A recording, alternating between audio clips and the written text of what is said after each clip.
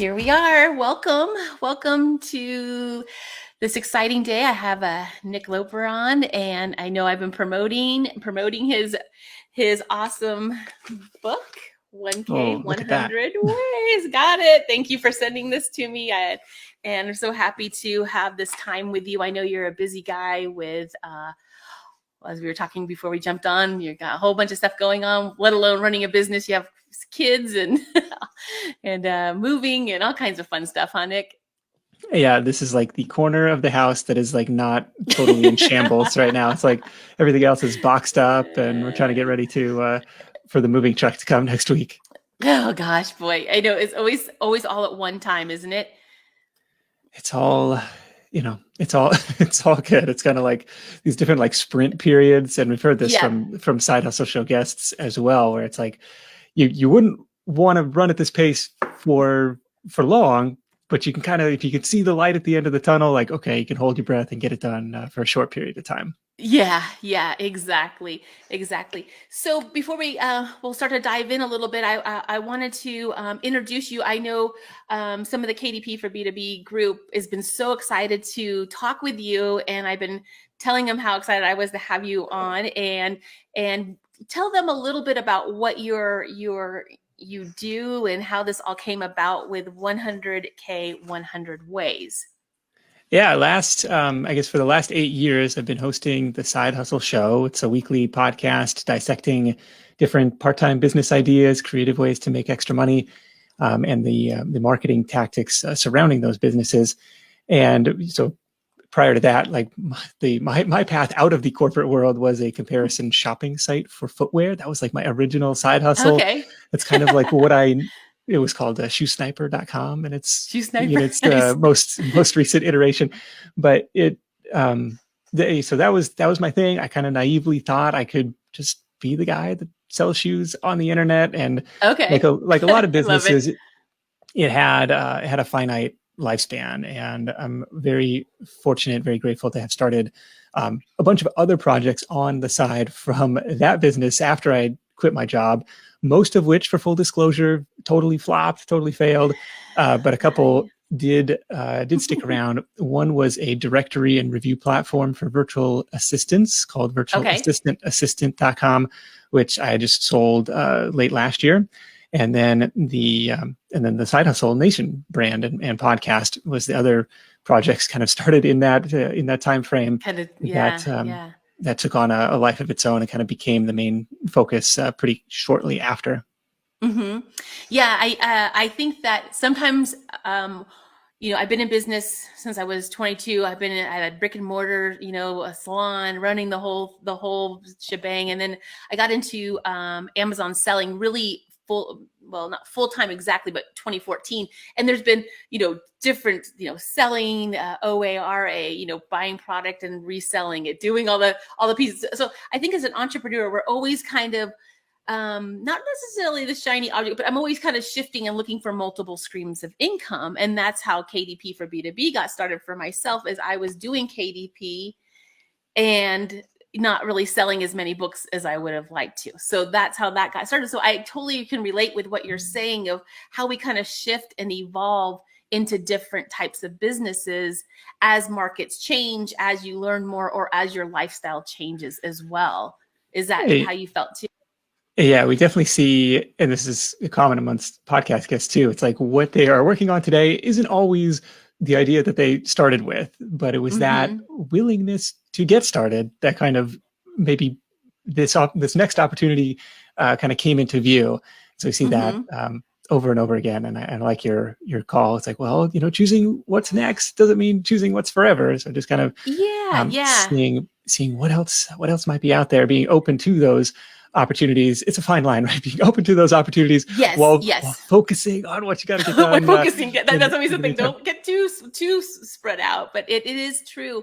And when especially in your book here, you share so many amazing businesses that just that you could do. And the way I like that you put this book together was you had the local services too, because we talk, a lot of us are all in the online world, but there are a lot of side hustles in the local services that are still very, very vibrant today and very lucrative, and I was looking through the book and I was like, oh yeah, there's that service and this service. And I think that, like you said, we kind of evolve, but I think that I like that you put the local services in. So if if you're looking for more of a local thing, not everybody wants to be online doing their work. They have more physical, get out there. And I think one was I know for realtors, they have to get the signs posted, like when the house goes up for sale, there's actually a job that people go and post those signs at all the houses. So,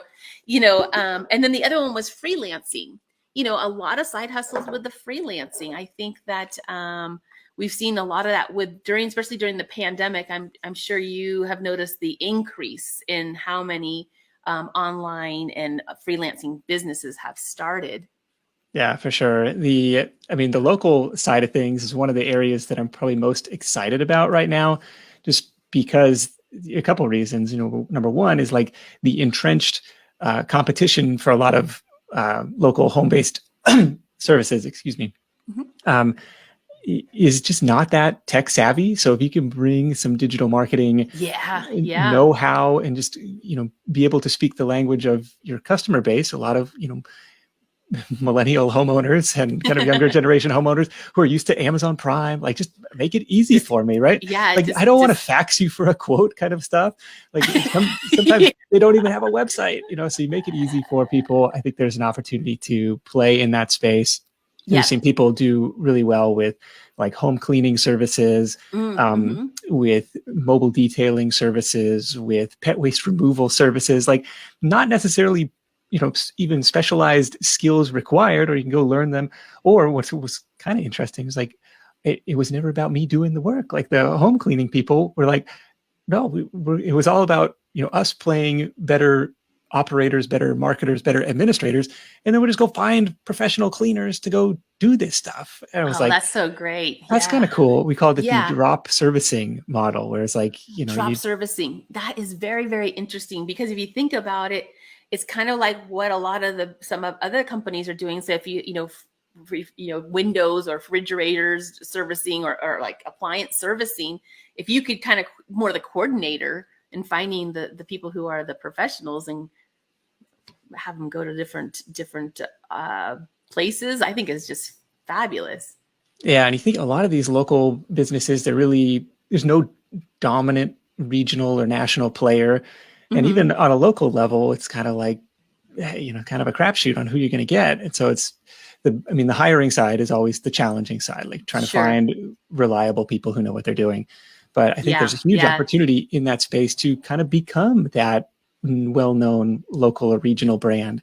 So I'm excited about that kind of stuff, where it's like, I had the blinders on for like online business for a lot of years, but it's like, there's a lot of cash flowing in a lot of hometowns around there. And so maybe it's pressure washing. Somebody sent me, this was a 15-year-old kid who was painting the number signs, like the house numbers on your sidewalk. And he had these cool stencils, and he had like, a little star. It was like, probably not licensed by the Dallas Cowboys. He was in Texas. But it was like, it was not officially NFL licensed, but it was like, you kind of got the idea of what it was about. Yeah. Yeah. I mean, how could that expand into something so much bigger for him as a young person doing that? How creative and way to think of a way to generate a business that way. And who knows where that'll lead to for him and other people. So I like I said, I was really glad to see the local services in the book as well. Cause I know being in the digital market, I've had both businesses. I've had brick and mortar and now online, and there's just a place for all of us. There really is. And like you said, bringing the technology to the businesses that maybe need your help. There's a lot of opportunity there too. I think so. Yeah. So the other one was the freelancing. What would you say about freelancing? Some of the stats are kind of mind blowing, where it's like maybe 33% of the workforce is already a freelance contractor type of position, and only expected to continue to grow in the next 5 to 10 years. For workers, it's like, okay, I like this flexibility. Maybe I can do this from my own, from wherever I want in the world. Like, that's kind of appealing. And for companies, they're like, all of a sudden they don't have to play, all of these benefits. It's kind of like the downside, but it's oftentimes less expensive. Like, I don't have to commit to having somebody full time, an employee full time. Yeah. And as I will say, as a business owner too, like, I have gone down the route recently of kind of like picking and choosing like specialized freelancers or even agencies like for specific roles in the business, where it's like, okay, this is the dedicated Pinterest marketing person. This is the dedicated bookkeeping service. This is the dedicated podcast editing service, where it's like, in a previous life, I wouldn't have enough work to necessarily justify somebody full-time or even part-time, really, like in any of those roles. But it's like, okay, it's just kind of a off-the-shelf service that you can go and create. So I think there's some opportunity in that space. How I might go about, what service could I offer? What kind of freelance service could I offer? A couple exercises to go and try. One way to go is just to look on Upwork. So Upwork is the world's largest freelance marketplace. They booked $2.5 billion worth of work last year. That's lots incredible. Of cash flowing on this place. Yeah, but they have on the top of their site, there's like a find work tab. And on that page, it pulls up this list of hundreds and hundreds of different freelance skills. And so it's like alphabetized, like A to Z. So I almost can guarantee you, like, you will find something that you at least know something about, or something that sounds interesting to you. You can go learn about this, figure it out, because it's like, okay, if the world's largest freelance site has created a dedicated landing page for this thing, like, you got to be pretty confident there's some demand for that. But second exercise to go through is just like, the kind of introspection questions that, probably a lot of, business idea generation frameworks might come under. It's like, well, what have you gotten paid to do in the past? What are people already coming to you for help with? What activity do you like to do? Who do you like to serve? And coming up with some freelance services that way. Because in a previous life, just a few years ago, I was doing like freelance book editing. Actually, part of, like, I was a spinoff from my self-publishing side hustle. Was just like, oh, I'll edit and proofread your nonfiction book, and that was kind of a little extra income stream that kind of stood at the intersection of, what are you okay at, maybe not the world's best at, but I was a decent English student. I had written a couple books myself at that point. Yeah, you got a few books under your belt, huh? Yeah, and then it was like, well, I enjoy reading kind of this self-development nonfiction business style book anyways. And so I was like, well, here's a chance to get behind the scenes and try and help some other self-published authors.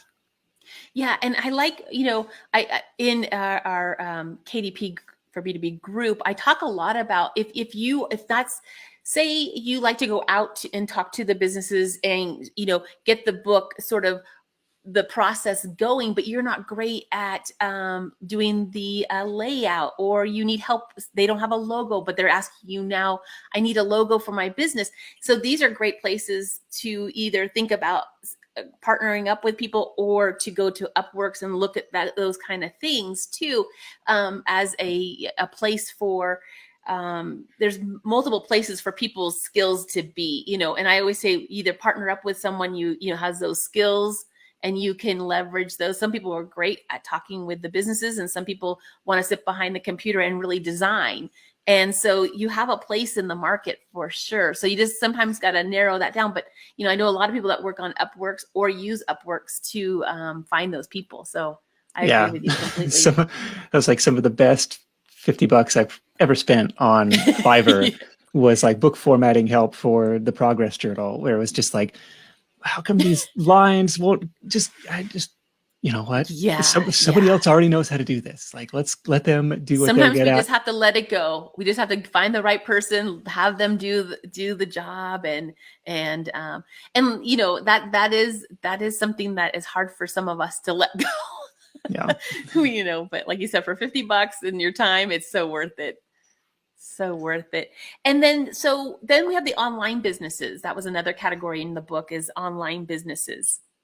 Yeah, this is the area that I have been focusing the majority of my attention on really for the last 14, 15, 16. Yeah, I keep adding time, and it sounds really old. Oh, yeah. But I like this model because this is kind of the audience-based business model. This is like the content production side, blogging, podcasting, YouTubing, Instagramming, TikToking. Like this is the kind of the audience attraction business model. Because once you have somebody's attention, once you have people paying attention to you, you have a world of options open up to you. You can, of course, sell your own products and services, but you can also monetize with affiliate relationships, with advertising. And for the sake of disclosure, those are kind of the biggest pillars of the revenue stool for me today: sponsorships on the podcast and affiliate offers through the Side Hustle Nation blog. And it's just, it's a model that scales nicely as traffic grows, as listenership grows, but it was a longer, slower ramp up period compared to any of these other, like compared to freelancing, where it's like, I just need one client and I'm in business. Just one client, I'm good. Or this, I just need one person to say I can come, mow their lawn and I'm good, or pressure wash their driveway on the local side and I'm good. Yeah. It's a little bit of a longer, slower ramp up period, and there's maybe some steeper learning curves there too. But it's really rewarding to play in and build a network in this online space too. Yeah. And I think a lot of these things can go hand in hand. Like you don't have to, this one, this income stream is going, it might take a little longer, but you just keep adding to it, another affiliate, or you meet another person and you keep adding to that, and as your, podcast was growing, it kept building up, but then you have your other, side hustles going as well. And then whatever, I always think is like the 80-20, or whatever one is really producing, then keep that up. And then when that one's maybe not as producing as much or taking more time, then maybe you can let that go. And that's kind of what I like about all these side hustles. You could really start kind of building slowly on some and really accelerating on others.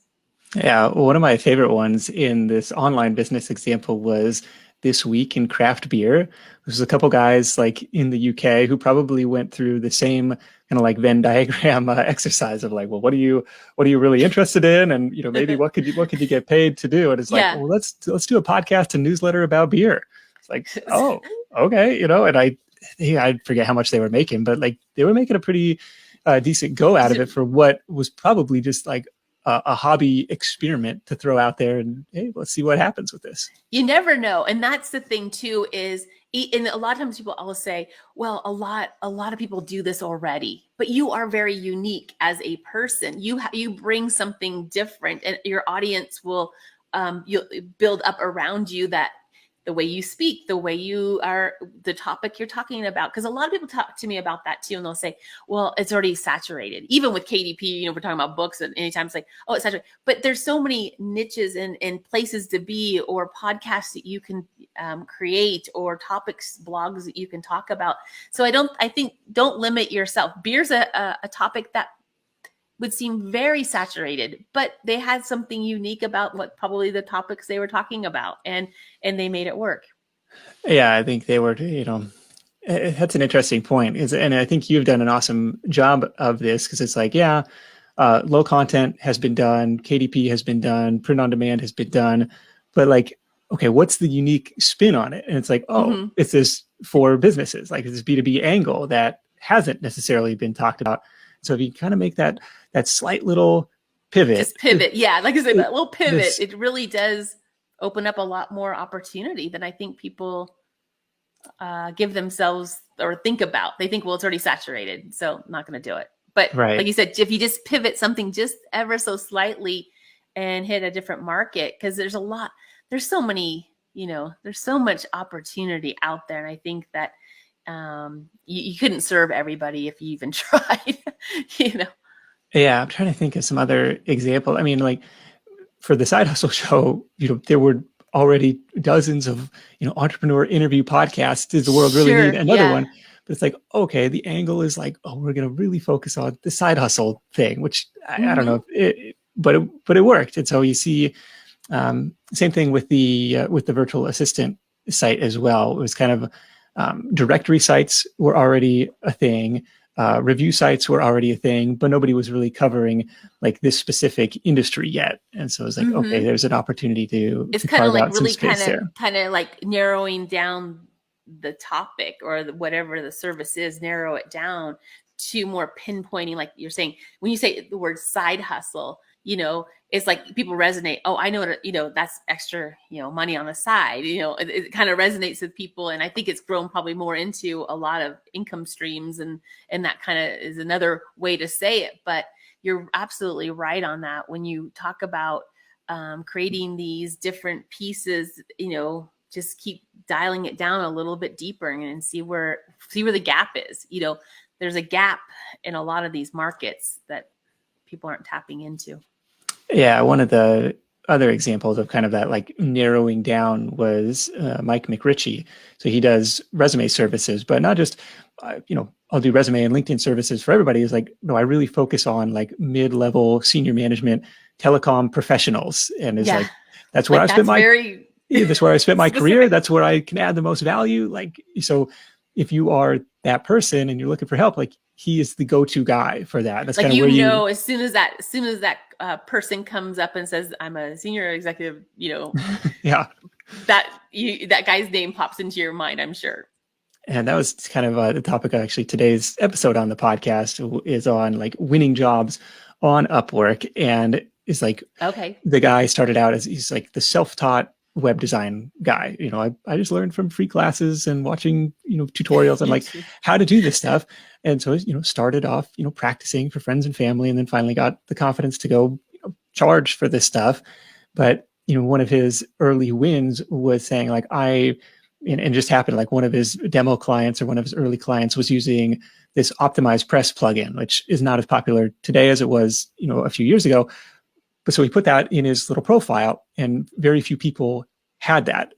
Very few people like even thought to put like that narrow focus of a plugin. And so when people would search on Upwork for optimized press, it wasn't a ton of people, but when people did search it, they found him. Yeah, he kind of stood out from the crowd. How do you stand out from that crowd? And that's a great example of how you do that. The one thing with these what are they called? I'm losing it. Oh, darn it, I can't think of the name. But anyway, there's so many things that can come back around. The ones we scan all the time. I have them on my books. Like a QR code? QR code. Thanks. I don't know. I got stuck on like QR code. The QR code, has been around a long time. I mean, we've all kind of seen it come and go. But when the pandemic hit, boy, it came back. We put them in our books and how it kind of evolved. So, it's starting to regenerate itself. And I think you're right. If it's something like that, you can kind of think of and get it, to make yourself unique and stand out. I think those are great ways to do it. That kind of software with a service model has become one of a pretty popular side hustle business models, where you kind of hitch your cart to hopefully a popular or up and coming piece of software tool that other businesses are going to be using. And maybe that's QuickBooks, maybe that's Asana. We had a guest on who was doing really well with like YouTube videos. How to solve a specific problem, like how to do blank. Yeah, really in Asana. Break it down, huh? Just break it down to the smallest. Yeah, and he would just introduce his video like, hey, I'm Paul, I'm an Asana consultant, and today we're talking about how to do blah, blah, blah in Asana. And just like, that was enough to have companies reaching out like, could you just like come like train our team? And like, I don't care that you're in New Zealand, like you can do it remotely.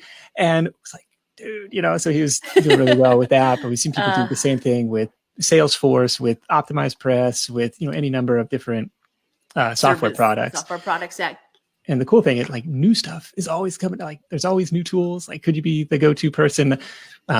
Somebody just gave me a demo of like Jarvis, like this AI content writing tool. It looks pretty slick. I like have some concerns about duplicate content and other things. I've been working with it myself too, and it's another company, and I was like, this is interesting. Yeah. The copy, I was using copy AI, and I was like, but you're right. Like anything, you got to kind of make sure it's not duplicating or trademarking, copywriting, and all those things. But it's still fascinating to see these companies coming together and what's out there, and all these, like you said, you could be the person who just does the new features of a new product comes out. This is a new feature, and you could have a whole YouTube.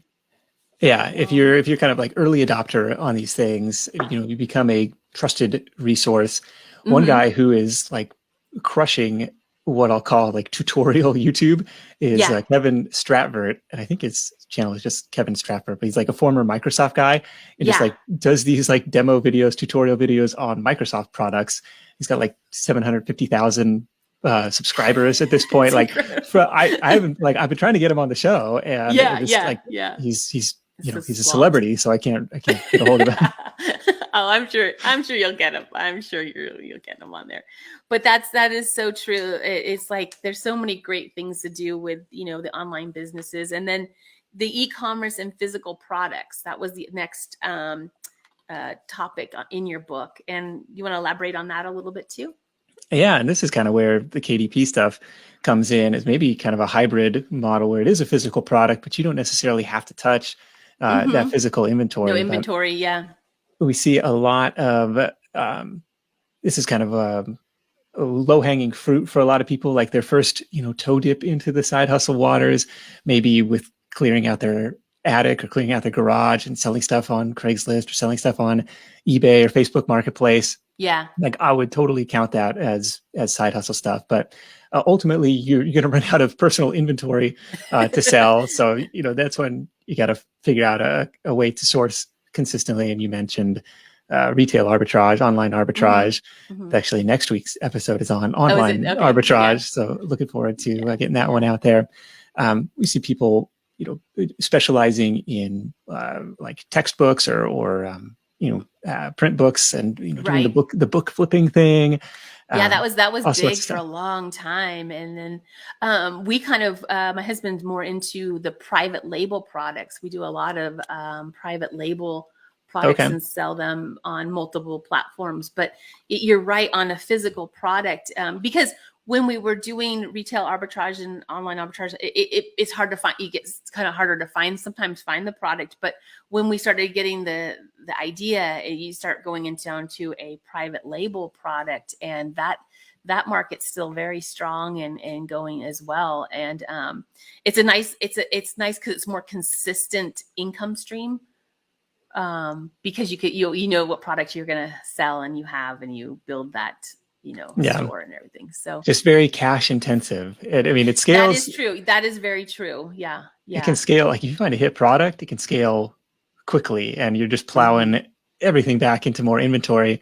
I feel like, I met, a friend of ours at a Side Hustle Nation meetup back when meetups were still a thing. When we could do that, when we could actually see people. We just started this, private label product, got our first product. And I swear, like 4 months later, I see this picture of them like driving the forklift at their warehouse.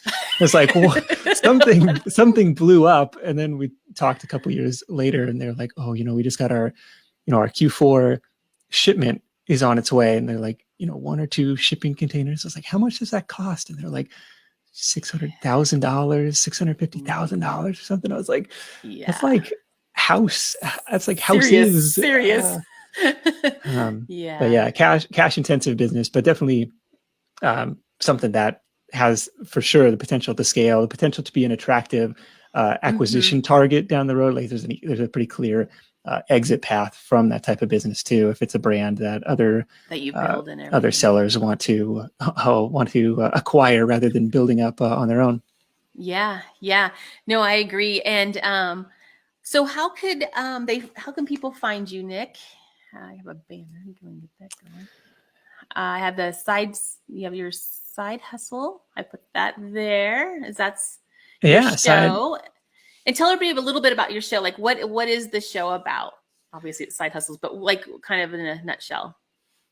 Yeah, we focus on maybe 3 or 4 main areas, and those would be similar to the areas in the book. It could be freelancing, it could be online business, it could be e-commerce, and then it can be kind of like investing, maybe the fourth angle. Like you talk a little bit about real estate, talk a little bit about kind of like creative assets that you can acquire and rent out. Like actually, this is a story from the book where like the guy was renting out portable hot tubs as his side hustle from his teaching job. It's like, I didn't know that was a thing, but he was doing really well with that. That's fantastic. I love hearing these stories. That's the Side Hustle Show. It's 450 episodes deep. If you hit the link that Tammy posted down there, there's a curated playlist of like, well, where do I start? Like, here's the best of the Side Hustle Show Spotify playlist, greatest hits collection kind of a thing.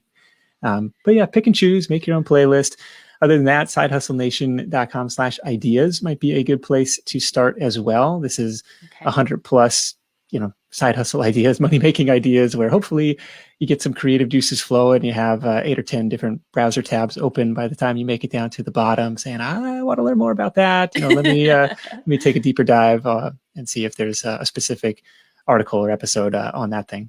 Yeah, that's great. Yeah, I love listening to your podcast. It's so informative, and even you're right, it gets those creative juices flowing. So I highly recommend listening to things like you said. You have over 400 topics, and something's gonna click for you. The other thing is too, I'll have all of Nick's links. Everything is in all of the events pages, and if you have any questions, Nick's in our group as well too, and you can always tag either I or him.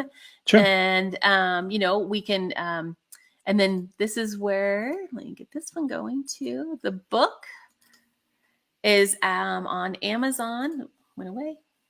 There we are. So I highly recommend this book if you're thinking of how do I get started? Where do I even start? And just at least get some ideas. I think that when you put this together, this was such a great idea to put all these great businesses in here and just be able to have a place to really scan through high level and kind of see where would I fit in. And like I said, we went through the 4 levels of what you broke it down, but there's just so much in here. You can see it's just loaded full. This was tough, wasn't it, Nick? For all our KDPers and people who format books. You were saying this was a tough one. This was my longest book project by far. So it clocked in at like 300 pages. But every time I'd upload it, the previewer would have like 305 pages, then 304 pages. It's like, where is this coming from? I thought this was like what you see is what you get. I never had this issue before, but it was like this one line, spilled down onto the next line, and that bumped it onto the next page, and then it's like it's waterfall effect. And so it's like but you did it, and I know we talked a while ago when you were thinking of this, and like I said, I was very, very thankful and grateful that you asked KDP for B2B. It's actually a B2B Print on Demand in the book. So if you are checking that out, and thank you for sharing that, our business, and putting that in there. And I hope, gives value to your clients as well. You bet. So I highly suggest checking out your podcast. I think you offer so many great ideas. Like you said, even just thinking about outside of the box, just think of these things that I think it's just fascinating to see how much is really out there. And thank you very much for sharing. You bet, Tammy. Thanks for having me. Yeah, thank you. Thanks, everybody. And like I said, if you have any questions for Nick, go ahead and tag him in the group. He'll I'm sure pop in and check on everybody. If not, tag me and I'll get to him. Thanks for your time, Nick. I'll let you go. And thank you. And check out his book on Amazon. And you won't be disappointed. It's fabulous. So thanks, everybody. Have a great day and talk to you soon. Bye-bye.